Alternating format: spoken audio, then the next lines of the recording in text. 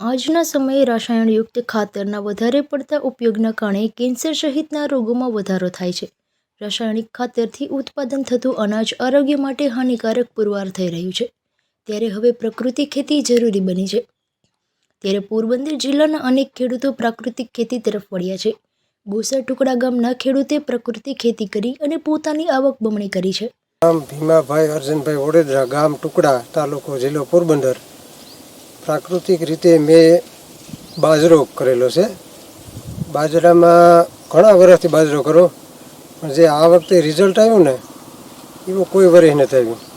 એનું એક મેઇન કારણ શું હતું કે બાજરો એમને એક જ ધારો મોનોકલ્ચર કહી ને એમ રોગો બાજરો જ વાવતો, પણ આ વખતે એમાં ભેરા મગ વાવ્યા છે અને એને ચમત્કારિક પરિણામ આવ્યું કે મિશ્ર પાકને હિસાબે બાજરાને મેં કોઈ જાતની નાઇટ્રોજનની ખામી જ આવી નહીં.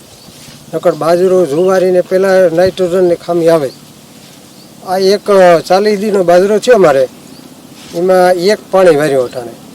અને જુઓ તમે જોઈ શક્યો કે બાજરો તો છે જ, પણ હારે હારે મગમાં હિંગું પણ આવ્યું છે.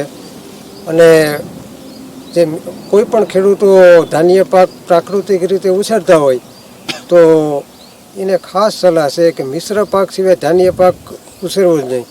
દાખલા તરીકે ઘઉંમાં કેમ ચણા ભેરા વાવીએ, એવી રીતે બાજરાની અંદર મગ છે, સોડી છે, અડદ છે, કોઈ પણ કઠોળ પાકનું વાવેતર ભેરું કરી દઈએ એટલે બાજરો 100% એકદમ હેલ્ધી અને સુપર થાય.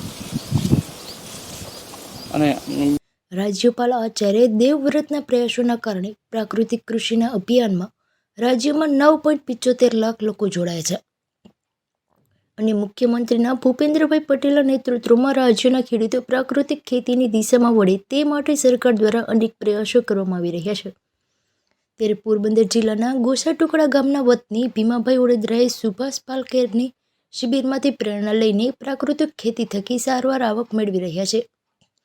પોરબંદર જિલ્લાના ગોસા ટુકડા ગામના વતની ભીમાભાઈ વડોદરાએ સુભાષ પાલેકરની શિબિરમાંથી પ્રેરણા લઈ અને પ્રાકૃતિક ખેતીની શરૂઆત કરી હતી. અત્યારે તેઓ 10 વીઘા જમીનમાં બાગાયત પાકો અને બાજરી, કઠોળ સહિતનું ઉત્પાદન કરીને સારી એવી આવક મેળવી રહ્યા છે. ભીમાભાઈ વડોદરાએ જણાવ્યું હતું કે અમદાવાદ ખાતે સુભાષ પાલેકરની શિબિરમાંથી પ્રાકૃતિક ખેતી કરવા માટે પ્રેરણા મેળવીને પ્રાકૃતિક ખેતીની શરૂઆત વર્ષ 2022થી બાગાયતી કેળા પાકમાં બીજામૃત, જીવામૃત, વાપસા સહિતના આયામો ઉપયોગ કરીને પ્રાકૃતિક ખેતી કરવાની શરૂઆત કરી હતી. પ્રાકૃતિક ખેતી પદ્ધતિના વિવિધ આયામોના ઉપયોગ કરવાથી કેળા પાકમાં ગુણવત્તાયુક્ત ઉત્પાદન મેળવી રહ્યા છે. અને તેમણે વધુમાં કહ્યું કે કોઈપણ રસાયણયુક્ત કર્યા વિના લોકોને રસાયણ મુક્ત ઉત્પાદન પૂરું પાડવાની નેમ સાથે પ્રાકૃતિક ખેતીની શરૂઆત કરી હતી. અને આજે પણ ખર્ચ કર્યા વિના સીધી કમાણી પ્રાકૃતિક ખેતી દ્વારા મળી રહી છે. પોરબંદર જિલ્લાના અનેક ખેડૂતો પ્રાકૃતિક ખેતીની મદદથી સારી આવક મેળવી રહ્યા છે. તેમાં ટુકડા ગામના ખેડૂતે પ્રાકૃતિક ખેતી શરૂ કરતા તેમની આવક બમણી થઈ છે. મિત્રો, આ બાજુ જોયા પછી તમને એમ થાય કે આની ટોલીને મોટે ખાતર નાખ્યું છે દેહી, પણ આ ખેતરમાં દેહી ખાતર નાખેલું જ નથી. ફક્ત પહેલે પાણીએ જીવામૃત પીવરાવેલું છે. અને આ મારું ગદબવાળું પડું છે, ગદબ હતી, અને એ ગદબમાં આખો વર્ષ જીવામૃત પીવરાવેલું છે. એનું આ પરિણામ છે. પછી બાજરાનો દાખલા તરીકે આપણે ઘર પૂરતો રાખ્યો, બરાબર, એવા આ કંઈ ઘરા ગોઈને વેચી તો ન ખાય, આપણે તો પહેલાં ખાવાનો છે. પણ એના ભાવ મેં ગઈ સાલ લઈને ત્રીજા વર્ષનો બાજરો હતો ને એ મેં 1000 રૂપિયાનો મણ વેચેલો છે. અને અમુક ઘરાક હતા કે 200 રૂપિયા વધારે આપ્યો પણ બાજરો હોય તો મને આપે એમ. ટૂંકમાં આની ડિમાન્ડ પણ એવી જ છે.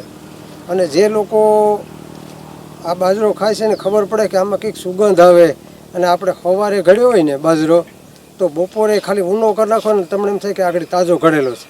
અને જે બજારનો રાસાયણિક બાજરો આવે ને એ ટાઢો થાય એટલે તમે ગમે એવો ભૂકો તરત જ ભૂકો થઈ જાય, ગમે ત્યાંથી ફાટી જાય.